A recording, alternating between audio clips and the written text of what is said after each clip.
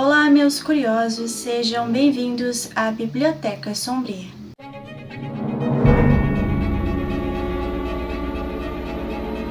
Você já se perguntou até onde vai a fé e aonde começa a tragédia?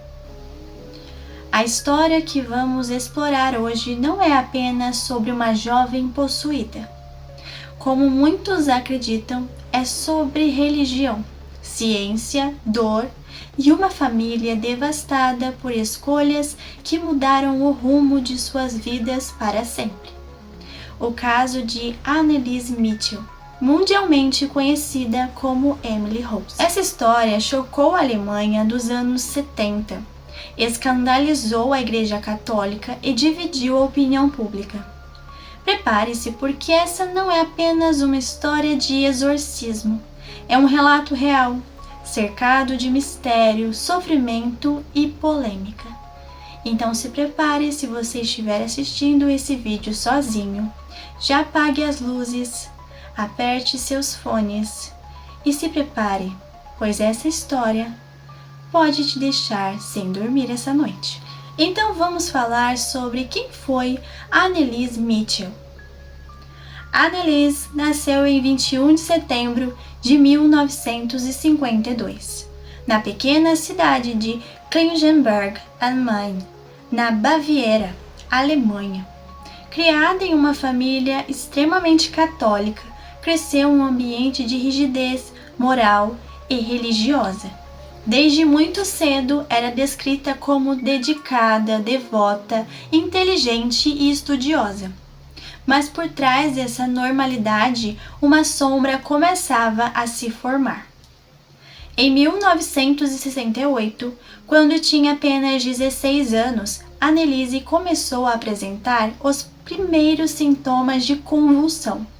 Diagnosticada com epilepsia do lobo temporal, foi internada em clínicas psiquiátricas e submetida a tratamentos intensivos com medicamentos. Mas nada parecia funcionar, e ao longo dos anos sua condição piorou. Além das convulsões, ela começou a relatar visões assustadoras, vultos demoníacos, vozes que o insultavam e que a mandavam para o inferno. Seus pais devotos acreditavam que havia algo além da medicina envolvido. Apesar do tratamento psiquiátrico, Anneliese começou a rejeitar objetos religiosos. Não conseguia se aproximar de crucifixos, água benta ou imagens sagradas. E aos poucos passou a demonstrar uma força incomum, entrando em estado de transe e falando com vozes diferentes, guturais e agressivas. Esses episódios levantaram a família a procurar ajuda espiritual. Entre 1973 e 1975, sacerdotes foram consultados e alguns afirmaram que ela estava possuída. Em setembro de 1975, após muitas tentativas de obter autorização, o bispo Joseph Stangl permitiu que o exorcismo fosse realizado. Os padres Ernst Aust e Arnold Hans foram designados para o ritual. Ao todo, 67 sessões de exorcismo foram conduzidas entre setembro de 1975 e julho de 1976. Essas sessões, que duraram até 4 horas, foram registradas em fitas de áudio chocantes, onde é possível ouvir Anneliese gritando, uivando e falando em vozes que alegavam ser de entidades como Lúcifer, Judas, Nero, Calmo e Hitler. Durante esse período, sua saúde física entrou em colapso. Ela parou de se alimentar, recusava a água e chegava a se ajoelhar centenas de vezes por dia como forma de penitência. No dia 1º de julho de 1976, Anneliese Michel morreu em sua casa, com apenas 23 anos. Ela pesava apenas 30 quilos e apresentava sinais de desnutrição extrema e pneumonia. O choque foi imediato. O caso virou manchete em toda a Alemanha. A família e os padres foram acusados de homicídio culposo por negligência, já que poderiam ter recorrido a cuidados médicos mais intensivos. O julgamento começou em março de 1978 e atraiu enorme atenção da mídia. As gravações do exorcismo foram apresentadas como prova. Os padres alegaram que Anneliese não queria mais ajuda médica e que eles acreditavam genuinamente na possessão. O tribunal condenou os 2 padres e os pais de Anneliese a 6 meses de prisão, com suspensão de pena a 3 anos de liberdade condicional. A imprensa alemã e a internacional ficou dividida.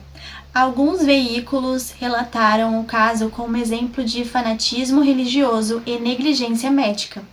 Outros, principalmente em meios católicos, relevantaram a hipótese de que, de fato, Anneliese poderia ter sido vítima de algo além da explicação científica.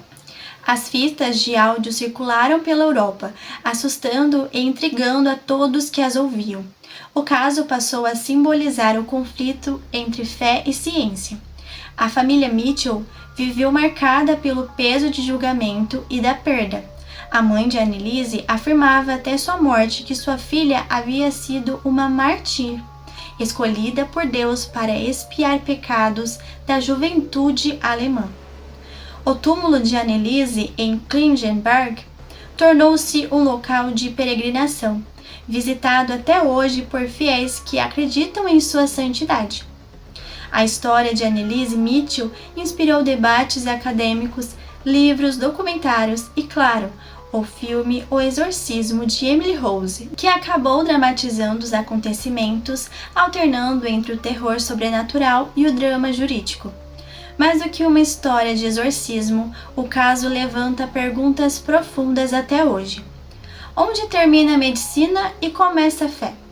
Até que ponto a crença pode salvar ou destruir? Anneliese foi vítima de possessão demoníaca, de doenças psiquiátricas mal compreendidas ou de um contexto religioso sufocante. O caso de Emily Rose não é apenas uma lenda sombria, é a história de uma jovem real, com sonhos, fé e fragilidade, que terminou em um dos julgamentos mais polêmicos da Alemanha do século XX. E até hoje, quase 5 décadas depois, o mundo segue dividido. Anneliese foi vítima da ciência ou do sobrenatural? Qual a sua opinião sobre essa história? Deixa aqui nos comentários. Se você gosta de histórias de terror como essa e ainda não é inscrito no canal, já se inscreva, ative o sininho e compartilhe com aquele amigo também para ouvir essa história. Se você gostou do vídeo, já deixa aquele like. Esse foi a história sombria de hoje e te espero para mais um conto da Biblioteca Sombria.